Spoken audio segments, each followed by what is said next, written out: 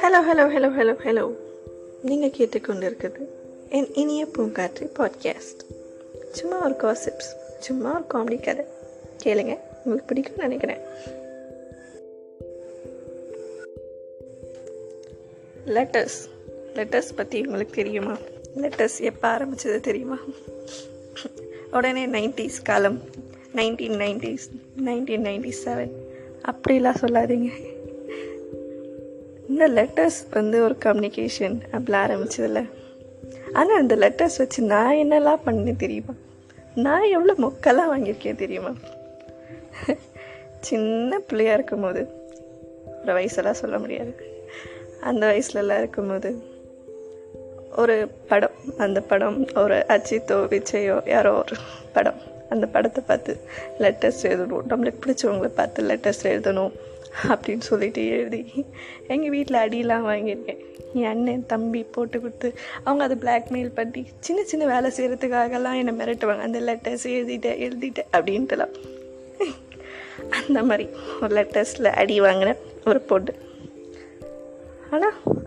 ஆனால் எனக்கு எழுத பிடிக்குன்றதுனால நான் எழுதும் போது யாரும் பார்க்கக்கூடாது, படிக்கக்கூடாது அப்படின்றதுக்காக எது சேஃபஸ்ட் மோட், எது ஒஸ்ட் மோட் அப்படின்லாம் யோசிச்சு பார்த்தா டிஜிட்டல் நோட்ஸ், இப்போ இருக்க நோட்ஸ், அதில் தனியாக எதனா கிரிக்கிட்டுருப்பேன். ட்ரீம்ஸ் தெரியுமா உங்களுக்கு? கனவில் வர ட்ரீம்ஸ் கூட நான் சம்டைம்ஸ் ரொம்ப அழகாக இருந்துச்சுன்னா அந்த இமேஜினரி பையன், இந்த இமேஜினரி பொண்ணு அப்படிலாம் நினச்சி நீங்கள் எழுதுவீங்களா? நான் எழுதுவேன். அவ்வளோ சில்லியான கிரேசியான பொண்ணுன்னா அந்த மாதிரி எழுதி சில ரொம்ப ஸ்பெஷலானவங்களுக்கெல்லாம் படித்து காட்டுவேன். அவங்களுக்கு பிடிக்குதோ இல்லையோ, அவங்க என்ன டார்ச்சர் பண்ணுறனோ இல்லையோ, அவங்களும் எனக்காக கேட்பாங்க. ஆனால் சில பேருக்கு ரொம்ப ஒரு வாழ்க்கையில் ஒரு 5 பேருக்கு, 5ஓட கம்மியாக அவங்களுக்குலாம் சில அவங்களோட ஸ்பெஷல் மூமெண்ட்ஸ் பற்றிலாம் லெட்டர் எழுதி கொடுத்துருக்கேன். ஆனால் அது பேப்பர் பின்னாலலாம் இல்லை, ஒரு டிஜிட்டலைஸ்டு ஃபார்மாக இமெயிலில் பண்ணியிருக்கேன். நானும் என் ஃப்ரெண்டும், அவளை பற்றி சொல்லலைன்னா ரொம்ப க்ளோஸ் ஃப்ரெண்ட், அவளும் நானும் ஒரு 10 வருஷத்துக்கு கழித்து நாங்கள் எப்படி இருக்க போகிறோம்னு தெரியல. கல்யாணம் ஆகிருக்குமா, இல்லை குழந்தை பிறந்திருக்குமா, ஃப்யூச்சர் ஹஸ்பண்ட் எப்படி இருக்குமா நான்லாம் தெரியாது. ஆனால் நாங்கள் இப்போவே அந்த லெட்டர்ஸ்லாம் எழுதிட்டோம்.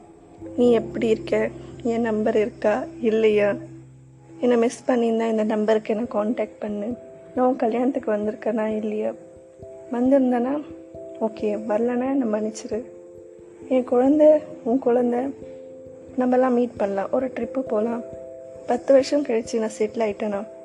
அதாவது இப்போ என்ன 2024, நாங்கள் 2034க்கு லெட்டர் எழுதியிருக்கோம்.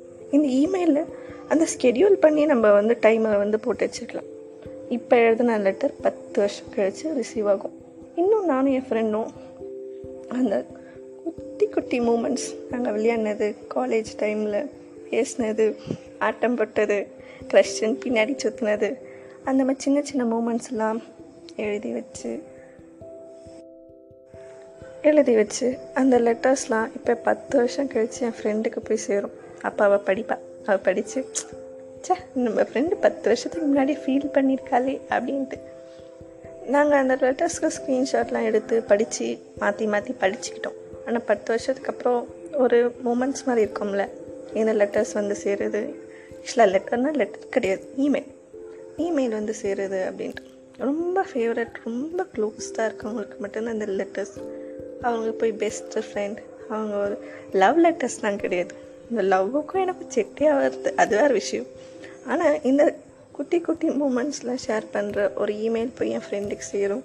அவள் எனக்காக அமைச்சிருக்கா, காண்டாக்ட் பண்ண, உனக்கு குழந்தை பிறந்திருக்கா, அவளுக்கு என்ன பேர் வச்சு, அவள் செட்டில் ஆகிட்டானா. That was happy.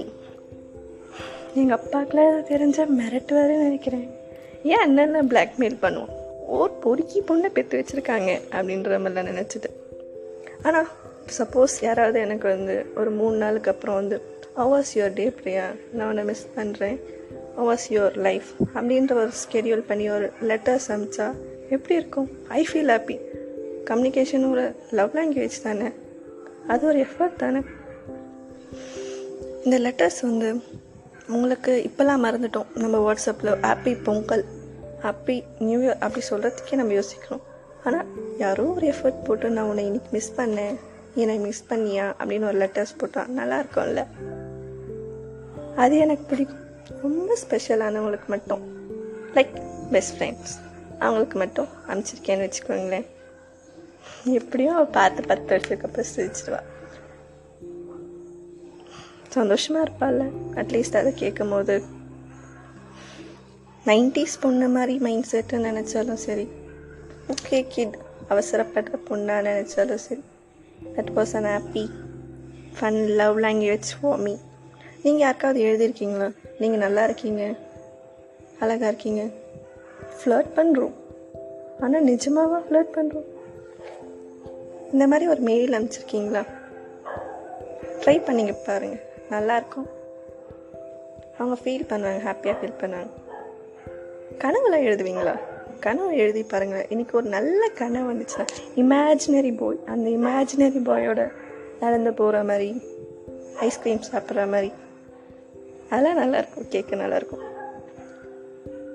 அந்த மாதிரி லெட்டர்ஸ், இமெயில்ஸ் ட்ரை பண்ணி பாருங்கள், உங்களுக்கு பிடிக்கும். தேங்க்யூ. அப்புறம் கமெண்ட் பண்ணுங்கள் இஃப் யூ லைக் இட்.